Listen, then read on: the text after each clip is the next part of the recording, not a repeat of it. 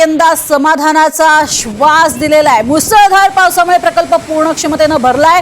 पाण्याची पातळी जी आहे ती वाढलेली दिसते,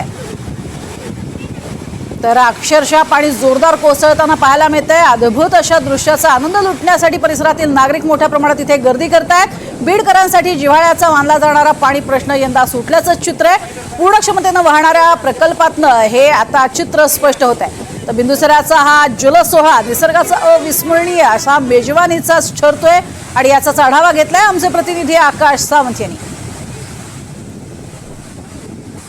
बीड जिल्ह्यात गेल्या 3 दिवसापासून सर्वधूर पावसाने हजेरी लावल्याचं बघायला मिळत आहे। मी सध्या बिंदुसरा तलाव प्रकल्पाजवळ आहे। आपण बघू शकता की बीडचा बिंदुसरा तलाव भरून ओसंडून वाहताना दिसत आहे की बीड जिल्ह्याच्या अत्यंत जवळचा बीडकरांचा मानला जाणारा पाणी प्रश्न या तलावाने सुटल्याचं चित्र बघायला मिळत आहे। आपण बघू शकता कशा पद्धतीने या पाण्याचा विसर्ग या बिंदुसरा प्रकल्पातून बिंदुसरा शहरामध्ये जाणाऱ्या नदीमध्ये पाण्याचा विसर्ग होताना दिसत आहे आणि आता बीडकरांच्या जिव्हाळ्याचा मानला जाणारा पाणी प्रश्न आता कुठेतरी मिटल्याचं बघायला मिळत आहे। दुसरीकडे या बिंदुसराची जी चादर आहे या पाणी पाहण्यासाठी नागरिक पर्यटक मोठ्या प्रमाणामध्ये या ठिकाणी गर्दी करताना दिसत आहेत। एनडीटीव्ही मराठीसाठी मी आकाश सावंत, बीड।